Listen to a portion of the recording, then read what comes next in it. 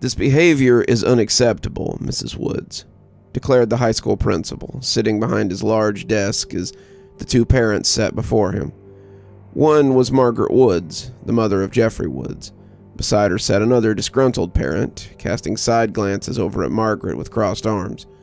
The principal continued his announcement. "Your son got into an altercation with Mrs. Knowles' son, Alan." Margaret was displeased with her son's behavior, though she knew that the boy had trouble expressing anger to a reasonable degree, oftentimes ending up in verbal fights, but this was too far. "He attacked my baby boy, sir," said Mrs. Knowles. "He came home with bruises all over his face."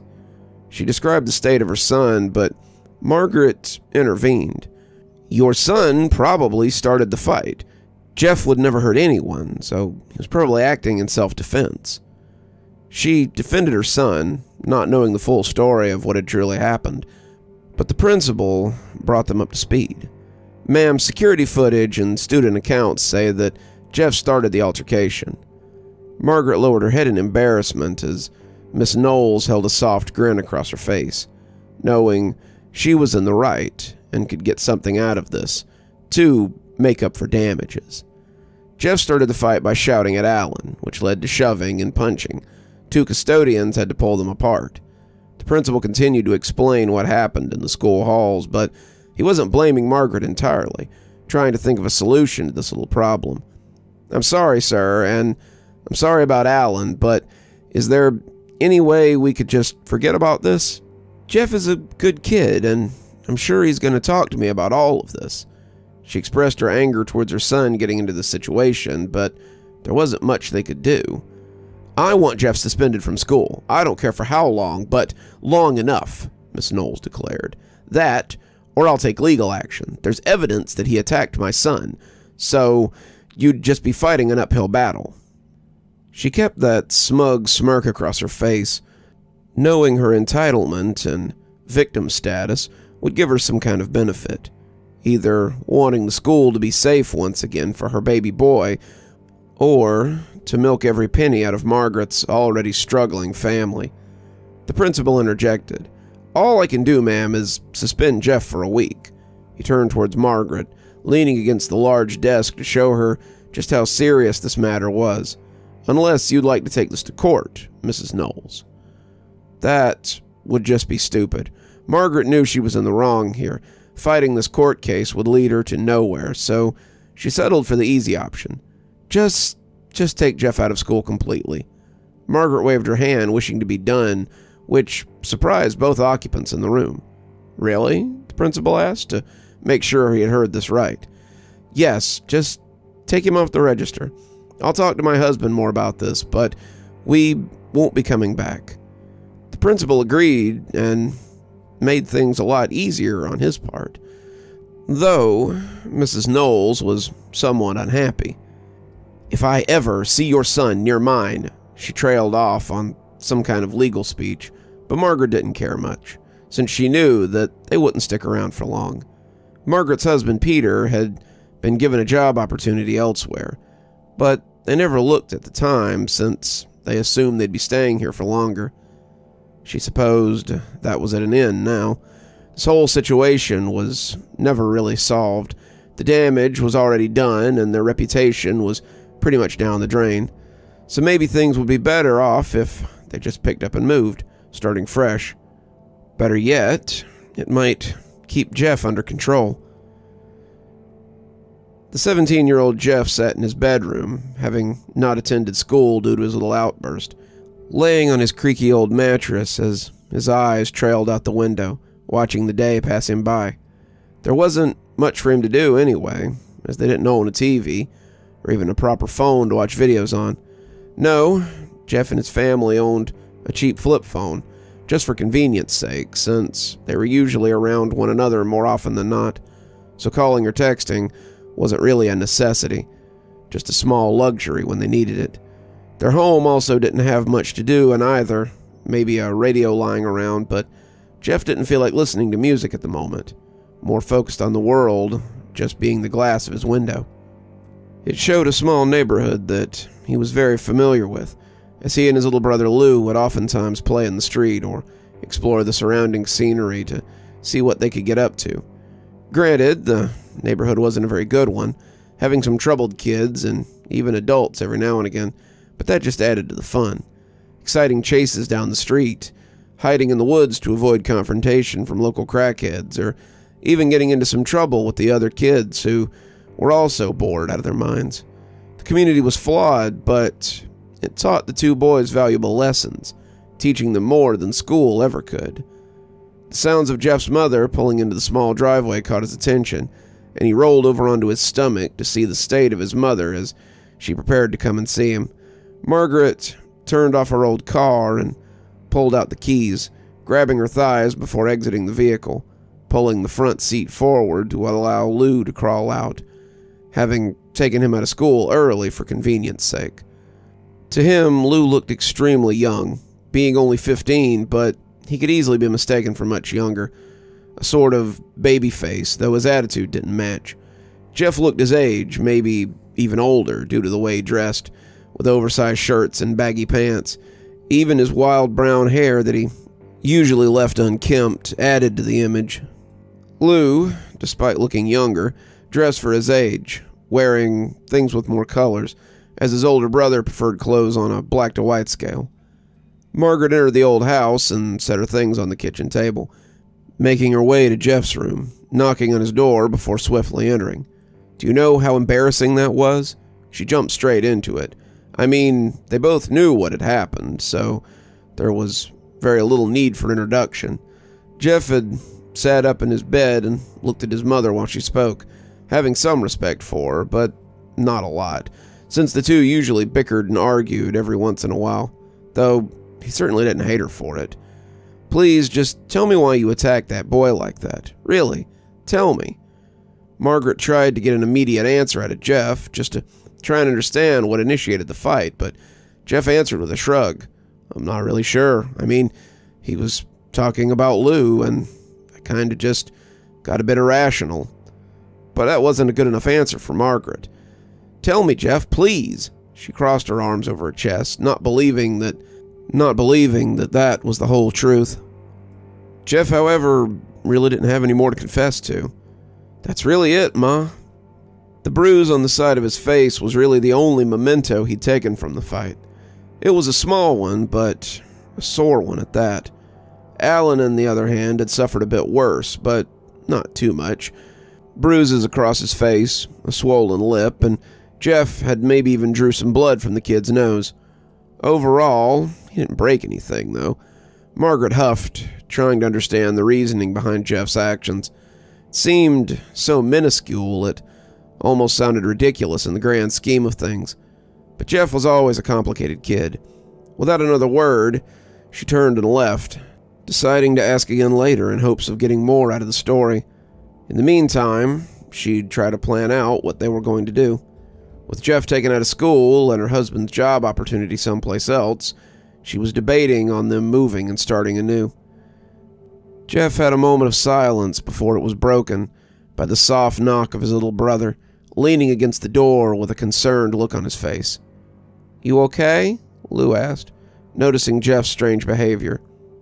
Jeff let out a soft chuckle and waved away his brother's curiosity. Yeah, just a bit guilty, you know.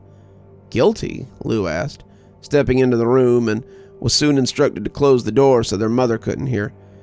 A little, yeah. That kid just started talking shit, saying how they'd do something to you to make me mad. I don't know. I really don't remember most of it, just because the heat of the moment, you know? A nervous laugh left Jeff's mouth as Lou chuckled. So you beat up a kid for me. How nice, Lou joked. He had meant to lighten the mood, and it seemed to have worked. Jeff and Lou had this brotherly relationship of trust, willing to tell one another things they would never tell their parents, mostly secrets or opinions they had about people.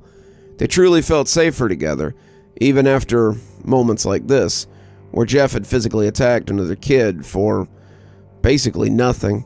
Lou knew it was probably something deeper, though, but would let Jeff explain when he was ready. They wouldn't shut up about you at school today. Alan didn't even show up. It was kind of weird. Lou sat beside him on the bed, Jeff allowing this, never having a problem with sharing his things with his brother. I bet. I beat the crap out of that guy. I don't know if you were there to see it. Were you? Jeff asked as Lou shook his head. Good. I basically had him pinned to the ground, punching him over and over, Jeff explained as he demonstrating it by holding his hand down and pinning someone there, throwing light punches down into an invisible victim. Lou wrinkled his nose, waving it off as he pushed Jeff's shoulder to make him stop pretending to fight. I didn't need you to explain. I know you could do some damage, believe me. Lou rolled his eyes, remembering the small moments the two brothers had argued. It would never escalate to full-out fights, but simply wrestling in the backyard to let off steam and calm their nerves. And every time, Jeff would win. Lou always believed he won because he was older, or maybe the fact that Lou would just let Jeff win due to his stubbornness. Either way, Lou knew that Jeff was capable of things, but only to a certain extent. What else happened today? Jeff asked to change the topic, not wanting to dwell on the fight that had happened yesterday. Not much, just work and lessons. You didn't miss much. Lou then snapped his fingers as if remembering something. Oh, Mom took you out of school. Like, completely. Jeff tilted his head to the side, looking somewhat surprised and somewhat happy. On the one hand, no school, and with him being a senior, it just meant less work for him. Way less work. On the other hand, he wouldn't complete his last year of school, so all his work would be for nothing. Not that he had much to lose, since he was an average student, passing with the bare minimum. He wasn't stupid, though. Really, why? I mean, I know why, but what's gonna happen? Jeff asked, adding on soon after, I mean, am I being shipped away? Shit, Lou, I might be going to the coal mines, he laughed. Even Lou chuckled a little at that. You wouldn't last a day in a mine. Or maybe you would, I guess. You surprise me sometimes. Lou shook his head in disbelief. Who knows? I might be the leader of the dwarves, Jeff said, nudging his brother, who continued to laugh at his little joke. The two continued to banter after a long day apart, really being an inseparable duo. Even when their father came home from work, the two never left one another's side, only doing so hours later when their parents joined them at the dinner table. They sat around the small square table, eating a quick meal that Margaret had put together in her trusty microwave, the parents addressing the situation of their future. Boys, started his father, your mother and I have been talking, and we're thinking about moving. Jeff nearly choked on his food as Lou set his silverware down to listen to what they had to say. Where was this going? Move? Are you crazy? Jeff said. Listen, Jeff, since your mother pulled you out of school and Alan's parents aren't too happy with your outburst, we just thought it'd be easier to pick up and start new somewhere else. His father took a bite of the dinner, mostly giving them time to process the situation, and from the looks of things, the two boys were unhappy. I was offered a job a few towns over, and I think we can get a house there, but I need you two to be on board. We need your help packing up for travel. He tried to make it seem as though it was a fun adventure, but Jeff immediately hated the idea. Dad, we grew up here. You can't expect us to just move like that. Like, can't I just go to school somewhere else around here? He tried to reason, and even Lou chimed in. I don't want to move either. We've got friends here. They didn't want to go and leave the place behind, but it was really out of their control. I'm sorry, but I think it'll be a new opportunity for you two. Margaret glanced over at Jeff, who now barely touched his food, too angry to think about eating. So it's all my fault. Yeah, I admit, I'm in the wrong for doing what I did at school, but this is completely unreasonable. Jeff admitted his wrongs and hoped his parents would change their minds, but it was more than just that. True, it was mostly due to what had happened, but there were other circumstances here. The new job would pay more and would allow Margaret to be a stay-at-home mom.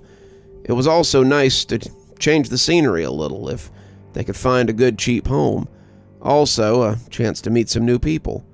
Jeff, Lou, just give it a shot, his father tried to coax them, which was working on Lou, but Jeff was more reluctant.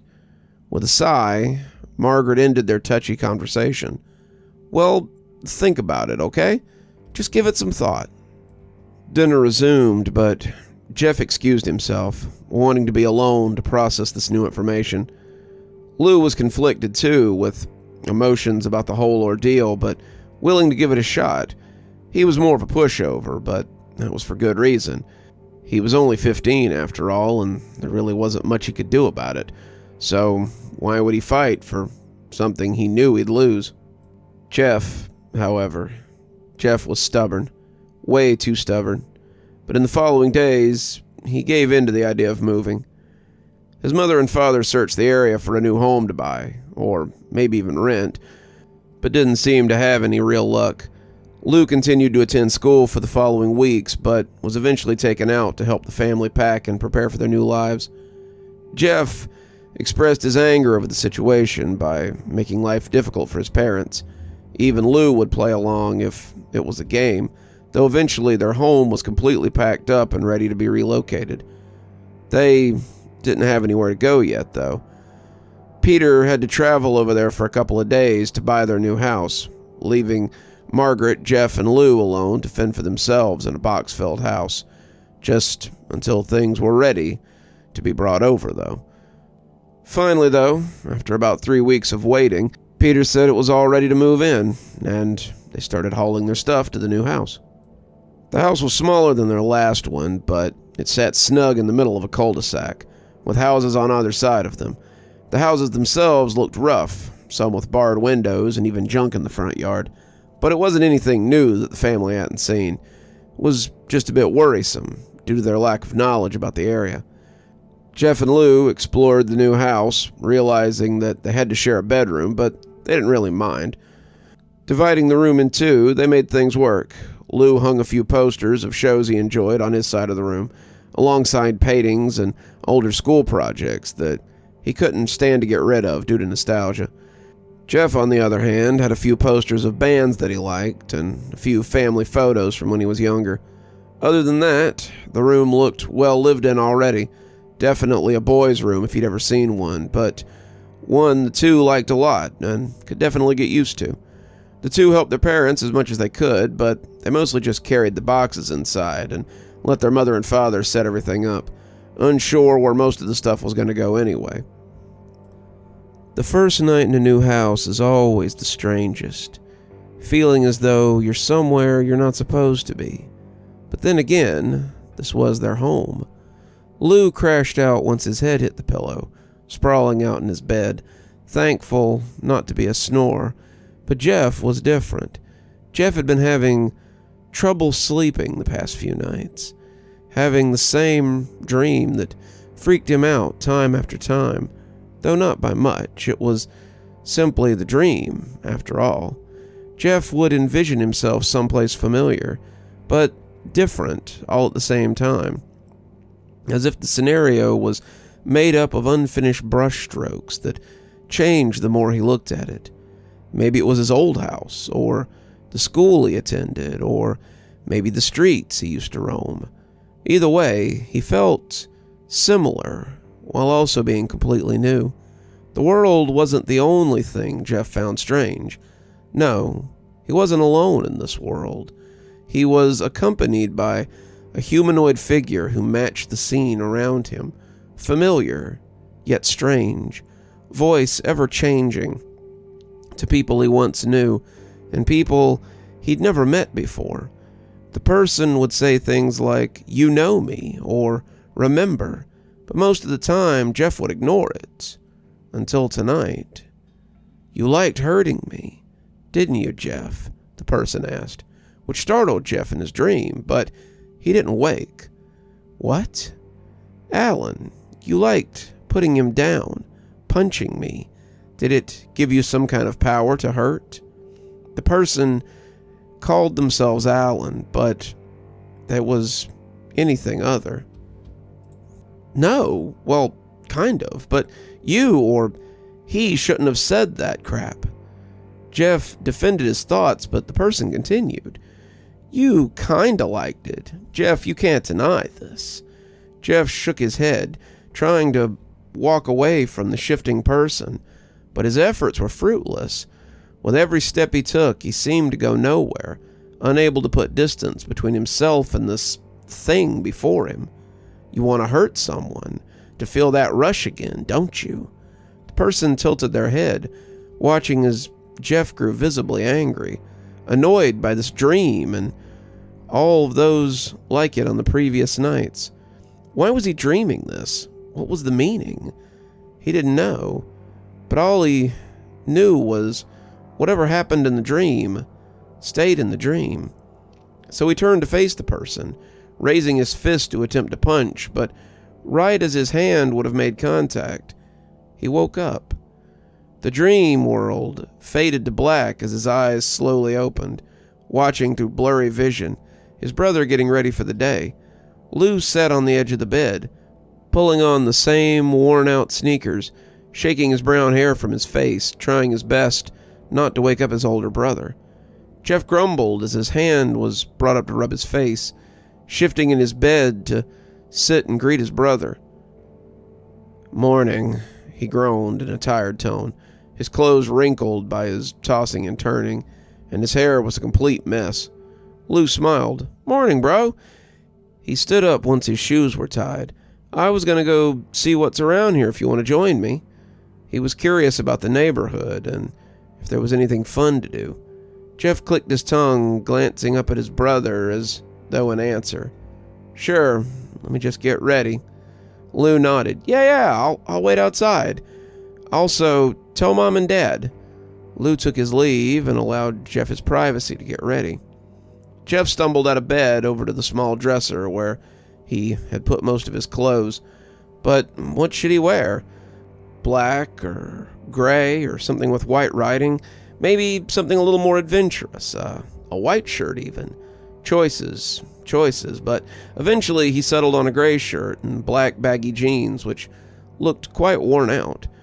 Pulling on a belt and slipping into his old shoes, he was ready for a walk around the neighborhood, after brushing his hair out with his fingers and brushing his teeth. Passing by the unopened box and junk lying around, he made his way outside to see his brother waiting on the porch. So were his mother and father. His parents were enjoying a cup of coffee on the front porch since the weather was nice, and they needed the fresh air after dealing with so many dusty old knickknacks.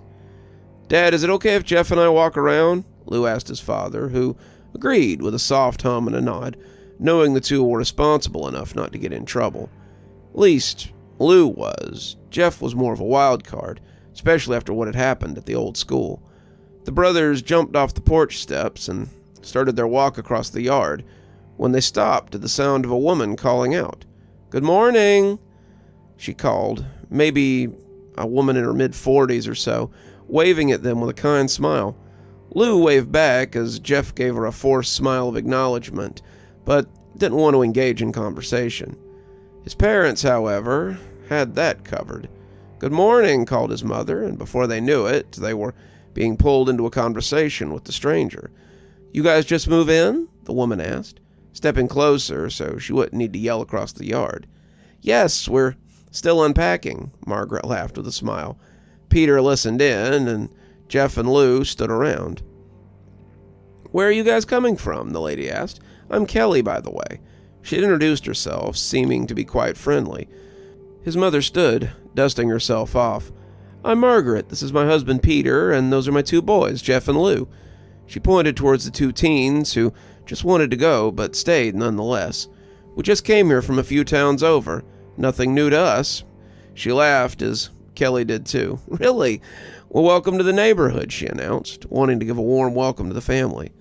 "Thank you," Peter chimed in, walking over to join his wife. "How long have you lived here?" "Oh, longer than I could count," Kelly said, waving a hand dismissively. "Oh, by the way, I'm hosting a block party here. Not this Wednesday, but next Wednesday. It's a free-for-all. You guys should come get yourself a plate." His parents were warming to Kelly, seeming to feel included, thinking the move might have been the right choice. Jeff and Lou still seemed on the fence about the whole idea, but They didn't have much of a choice, so they played along, taking their leave to continue their adventure throughout the neighborhood. The sounds of laughs and friendly words faded away the further they walked down the street, side by side as the wind blew past them. "Seems like they're already blending in," Lou said, filling the comfortable silence, looking back at their parents who continued to talk to the neighbor. "I guess, but free food is free food," Jeff said with a shrug, looking around at the other older houses, finding some rough-looking dogs behind rickety fences that looked like they could collapse any minute. Free food and entertainment. Who knows, there's probably some kids around our age next door. Maybe some girls, Lou teased as Jeff rolled his eyes. "Lou, that dog over there has a better chance of getting a date than you do," he said, pointing to a toothless bulldog who laid in some guy's overgrown lawn. Lou pouted, pushing Jeff with his shoulder. Jeff stumbled a little, but got back on track. "I'm kidding. Well, maybe not," he continued to tease, as Lou went quiet, not out of anger, but slight embarrassment. The neighborhood wasn't that bad, having the same broken-down look, but was divided by busy roads, which the two didn't cross. Not today, at least. On the way back, though, they came across a small group of kids playing basketball in the street, making quite a lot of noise by dribbling the ball and yelling at one another. Jeff and Lou, of course, watched as they walked past, just seeing what kind of games they were playing, since a competitive game was unlikely due to there only being 3 people. They had probably been staring a bit too long, as one of the kids passed the big orange ball over to them, which Jeff grabbed out of reaction. "Go on, shoot," said the kid who'd passed it, looking to be around the same age as Jeff. Jeff sighed in annoyance, but decided to humor him, tossing the ball with one hand and completely missing the basket. The kids laughed at this, even Lou, who mumbled, "Nice shot." But these kids weren't all that friendly. "Good shot, lazy eye," called one of the kids, which Jeff didn't find amusing. "What'd you call me?" Jeff stepped off the sidewalk to confront him. Whoa, Tiger, calm down," the ball-passing kid teased. "No, I want to know. What did he call me?" Jeff motioned towards the name-calling kid, who only laughed at Jeff's reaction. "First of all, his name is Troy." Troy was a smaller kid, looking to be about 10 or 12, but he was around 16 years old, actually. "Second of all, don't be coming up here yelling like that. You just look stupid," the kid pointed out, which only angered Jeff more. He didn't like looking like an idiot in front of people, or to be treated this way. "I'm not stupid," Jeff growled, feeling Lou trying to pull him away. "Come on, Jeff, let's just get out of here." "Huh, Jeff. Stupid name, too. Maybe I'll just call you Jeffrey." "No, Jeffy," the kid mocked, only making Jeff angrier by the second.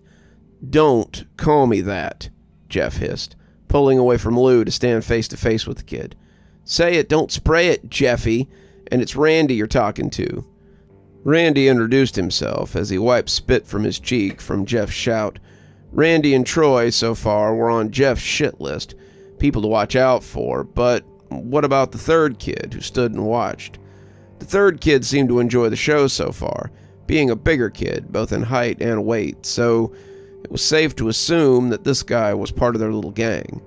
"I don't give a crap who I'm talking to. You just don't say that kind of thing to me, okay?" Jeff set his hands on Randy's chest, pushing him back a bit to show he was serious. "Oh, Mr. Tough Guy here doesn't like to be called Jeffy. Hear that, Keith?" Randy called over his shoulder to the bigger boy, who stepped forward to assert dominance with his bigger size, willing to beat Jeff down if he had to. "Jeff, please, just drop it," Lou begged, attempting to drag Jeff away once again. But Jeff finally allowed this to happen, stumbling away as his eyes were glued to the trio of bullies. This clearly wasn't over. The two brothers made their way back home, a slow walk as Jeff needed time to calm down. Lou frowned as he worried about his older brother, but what could he really do? "Jeff, we don't need to tell Mom and Dad. I don't want them to worry," he reassured, not being one to tattle.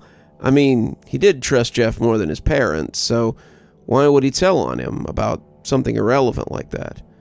"But promise me you won't do that again, please. You know I hate seeing you get yelled at by Mom, you know?"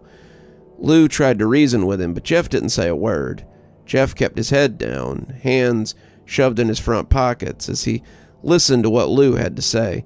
He wasn't ignoring him, but he just didn't know what to say that would calm Lou's nerves. And it was actually the truth, not a lie. Lou sighed in annoyance, waving his hands in dismissal. Whatever then, get your ass beat. Lou didn't mean it. He just was a little bit mad with the way Jeff was acting. The two arrived back home from their walk. Jeff took off to his room to be alone, leaving Lou to entertain himself.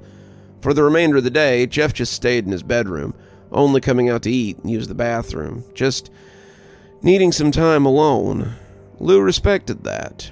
When night fell, Lou had crawled into his bed and crashed out, just like the previous night. But Jeff stayed awake. What Randy had said struck him, and the thought of being weaker than some kid who was no older than him made him furious.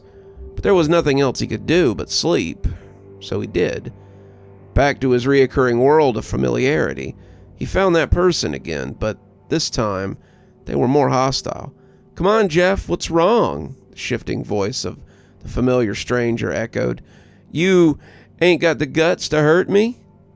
It was daring Jeff to do something more. Jeff took this opportunity to let off some of his anger, attacking the person with kicks and punches, going wild at whatever he could get his fists on, but the taunting words were never ending. "Weak. Hurt me. Hit me harder, Jeff," it called over and over, and Jeff responded with more violence. The world around him started to get dark. Not exactly night just yet, more so evening. When morning came, he woke up before Lou, still feeling somewhat emotionally drained, even after that violent dream he had had. Days went on, and Jeff was still in his mood, something that worried his brother and his parents, though his mother and father had more important matters to take care of, mostly with work and enrolling the two in school. If Lou tried to talk to Jeff to figure out what was going on, his efforts were useless because of his stubborn brother. What was Jeff supposed to say? "I have dreams about hurting people," or "I want to seriously hurt someone"? No, he couldn't confess to that, not just yet, not even to his brother, whom he trusted. Things were only going to get worse once school started. Two started their first day well, introducing themselves to the other students and teachers. Lou even found himself a small group of friends, but that couldn't be said for Jeff. The school day went on as you'd expect. Nothing much happening. Not until they were released. Jeff met up with Lou in front of the school, bags swinging off their shoulders, as Lou held a big smile across his face. "Hey bro, you doing okay?" Jeff nodded. "Yeah, bit better. I'm gonna walk home alone if that's okay with you." Jeff wanted to make sure that Lou was fine enough to walk home on his own. Lou responded, "I mean, I could walk alone, but are you sure? Jeff, you've been acting super strange. Strange, maybe try psychotic. Running off of barely any sleep or food, all by choice, and when Jeff did sleep, it always seemed to be that familiar dream. He just wasn't in the right mind to joke with his younger brother. Not today. Maybe not for a while. I'm fine, Lou. Look, when I get home, I don't know, we could do something together, if that makes you happy," he offered, which Lou reluctantly agreed to. "Fine, just please be safe." Lou waved as he walked off, leaving Jeff to his own devices. Jeff took a deep breath, needing to console himself and trying to understand what was happening, or how he could fix the problem.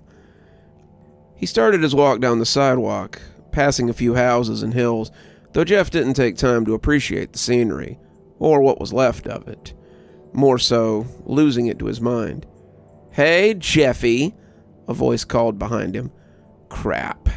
Jeff turned his head to look, surprised to see Keith instead of Randy. He just assumed Randy would be the only one who'd call him Jeffy, but he guessed not, as his friends were starting to use that name too. "Get lost," Jeff growled, lowering his head to avoid confrontation. But that didn't seem to work as Keith caught up with him. "Nah," Keith said with a laugh, glaring down at Jeff. "I didn't know you went to this school.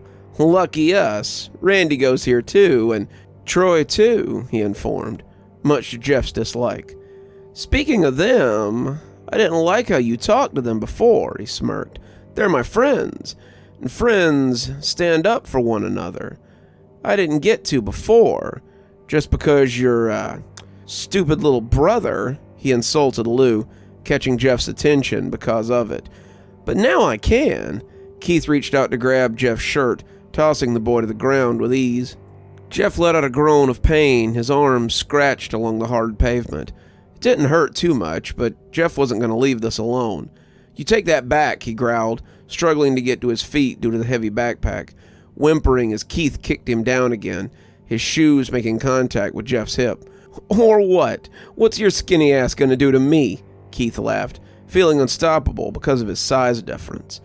Keith was built like a tank, tall and wide with the strength of 10 men, while Jeff was running off an energy bar and 4 hours of sleep. But Jeff wasn't going to go down without a fight. With a burst of adrenaline, he slipped out from the straps of his backpack, stumbling to his feet as he turned back to Keith, trying to find any opportunity he could to hit this son of a bitch. Rushing forward, Jeff struck the man's chest, attempting to hit his head, but was constantly blocked by Keith's arms, getting punched back in the process. Bruises would cover Jeff's body after the tussle, mostly around his arms or chest region, but also along his face, having been struck there a few times. He wasn't giving up easily, though. A swift kick knocked Jeff back off the sidewalk, feeling the uneven grass behind him as if they were fighting beside a small ditch. Maybe he could use that to his advantage. Jeff seized the opportunity to grab Keith by the jacket, pulling back to put him off balance, causing him to fall and tumble into the ditch. It didn't hurt Keith, but it allowed Jeff to get on top of the bigger kid, holding Keith's neck as he punched down over and over again. Anger overtook Jeff, that rush of power filling his head as he got hit too much to handle, too much to rationally handle the situation, and before he knew it, Jeff had both hands on Keith's throat. Squeezing tight, Jeff watched the bully struggle underneath him, the terror in his eyes as they realized that Jeff wasn't playing. Keith kicked his feet and attempted to call out for help, only to let out soft gurgles and cries as Jeff pushed his thumbs deeper into his skin. You're still here. Thanks so much for joining us for tonight's spooky tale. If you'd like a little bit more spooky in your life, why not click on one of the videos that appears at the end of our story, or maybe head on over to one of our playlists where you can get your fill of spooky content. If you like your spooky a little more tactile, I've got a new book that's come out. If you'd like your own copy, there's a link below in the description where you can get your own copy of my spooky book. If you like what you see here on the channel and think you might like to support in a more monetized way, then why not come over to Patreon or become a member on YouTube? Speaking of, let's go ahead and thank our members now.